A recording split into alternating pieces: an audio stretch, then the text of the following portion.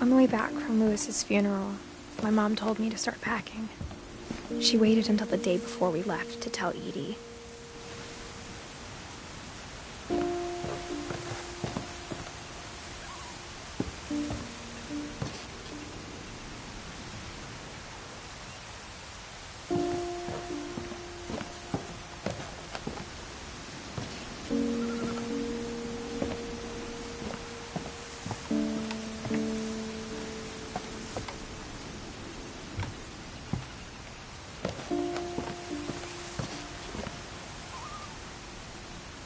I'm not sure if she wanted to make it easier or harder.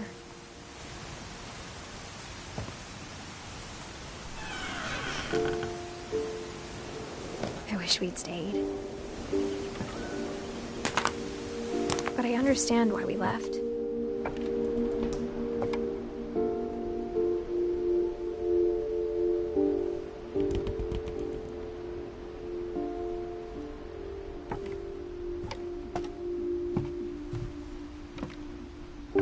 My mom ended up leaving everything behind.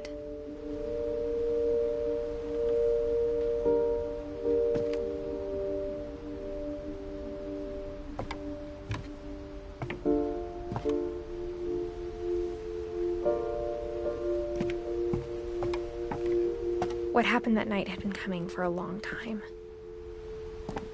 Maybe it should have come sooner.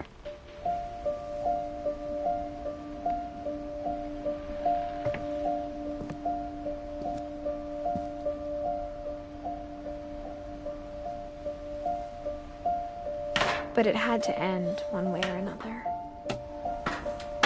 All that's left now is to tell you about that last night.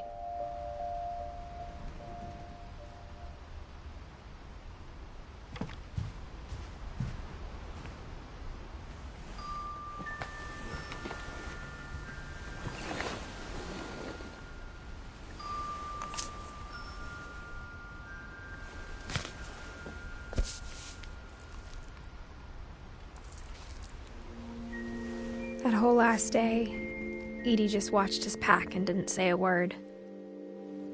Until supper, when she raised her glass and said, "To our final night together, and all our final nights apart." Grandma, you know what I said about alcohol. Some of your medications are very Edith, specific. I left a present for you in the hallway. Why don't you go open it? The grown-ups have to argue now. I'm sorry, you're right.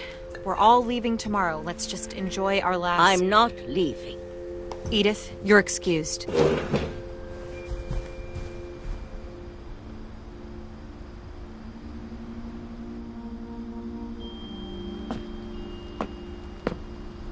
The power had been shut off that morning, but Edie always had plenty of candles. When my mom sealed the library, I don't think she knew about the other entrance. Or that Edie had a key to it.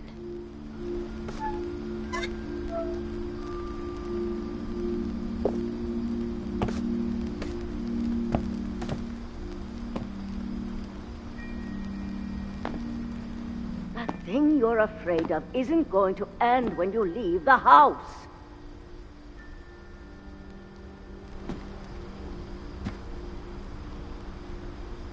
Edith has a right to know these stories. My children are dead because of your stories. I think it's best if Edith and I leave tonight.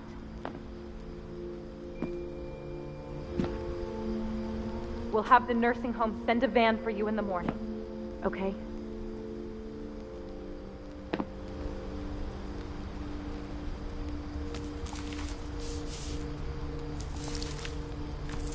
Dear Edith, there's so many stories I wish I could tell you, but there's only time for one. This is about what happened on the night you were born. That night, the tide went way, way out. It was the first and last time I ever saw the old house aground. There'd been an earthquake out in the middle of the ocean. They called it the lowest tide in 1,000 years. God, it smelled awful. You know, I've seen that house every day of my life.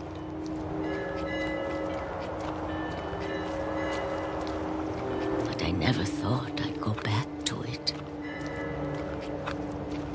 When the fog rolled in, I lost my way.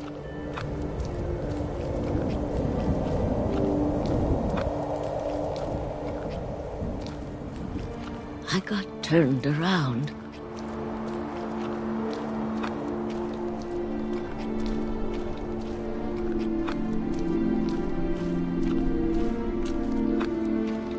I started seeing things.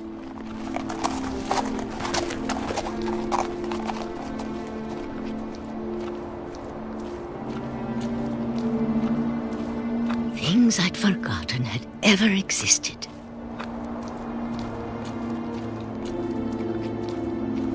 But when I saw them, they felt like old friends. That night, a lot of things came back to me. Or maybe I came back to them.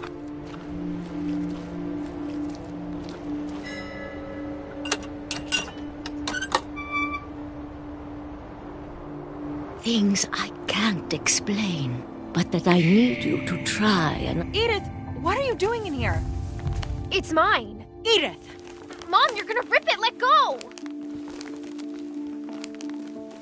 I kicked and screamed, but Mom dragged me to the car.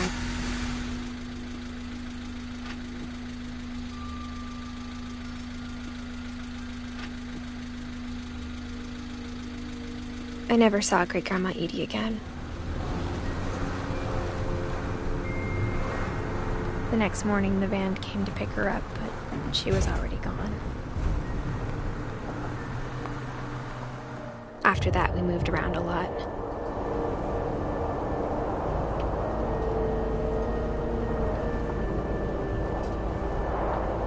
We both tried to make the best of it.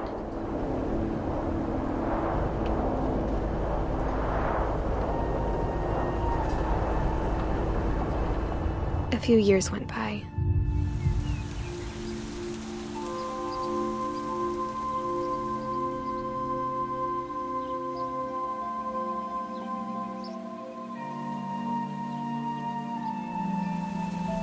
My mom didn't like to talk about it. But she started getting sick a lot. The rest happened pretty quickly. She got better for a while, and then she didn't. And then I was alone.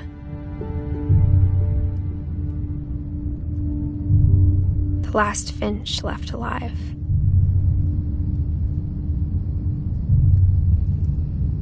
Until I found out about you. I'm still not sure what to tell you about all this. If we lived forever, maybe we'd have time to understand things. But as it is, I think the best we can do is try to open our eyes. And appreciate how strange and brief all of this is.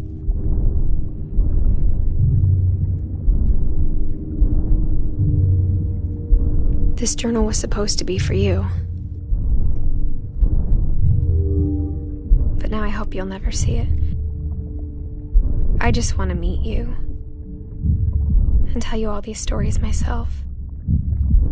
But I guess if you're reading this now, things didn't work out that way.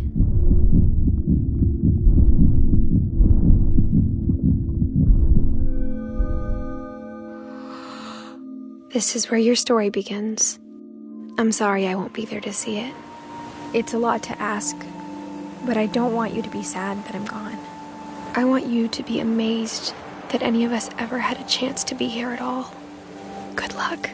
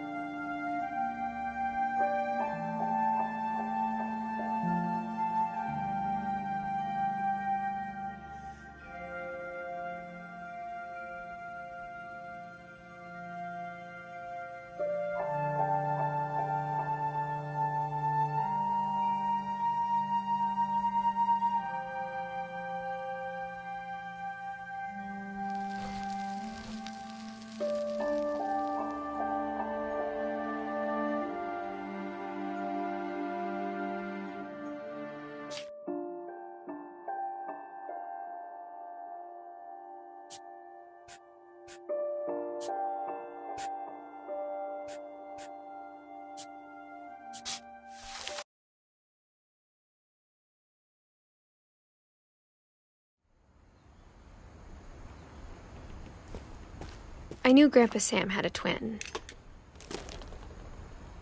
and that he never talked about him. I guess my grandpa didn't like history any more than my mom did.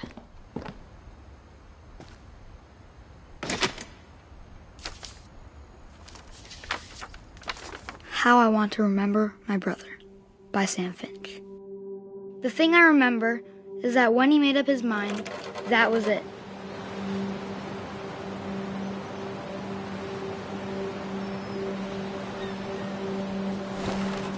My brother said he'd die before he ate another mushroom. And he did.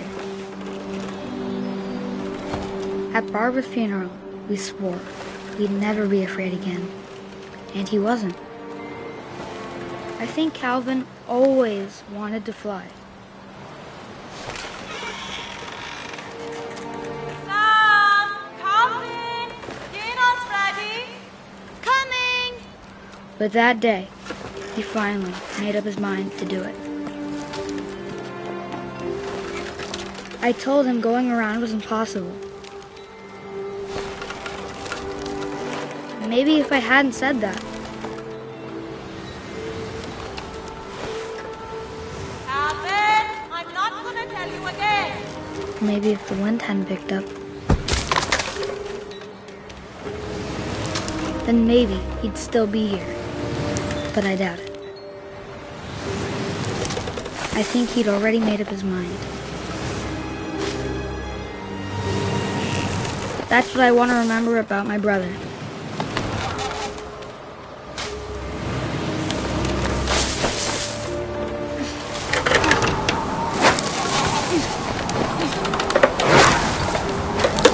The day he made up his mind to fly. And he did.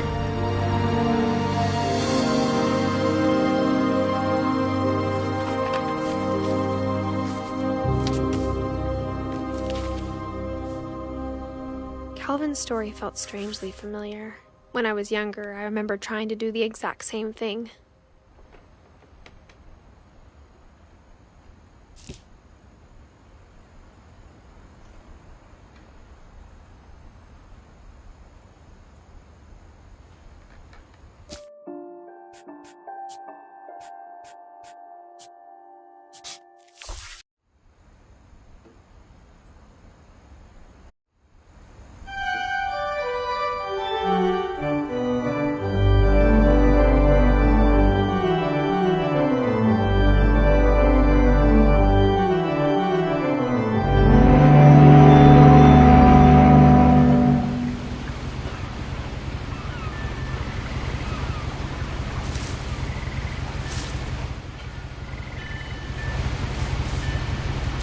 A lot of this isn't going to make sense to you, and I'm sorry about that.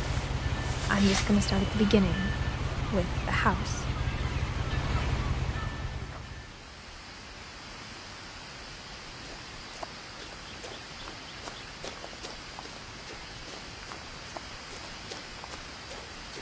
I lived here until I was 11, but I wasn't allowed inside half the rooms.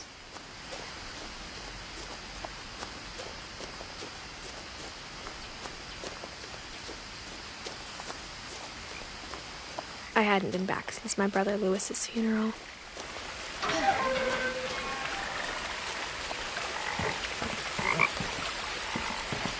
In her will, my mother left me a key, but didn't tell me what it unlocked. Maybe she thought I'd know. Or she thought that the mystery would be enough to bring me back.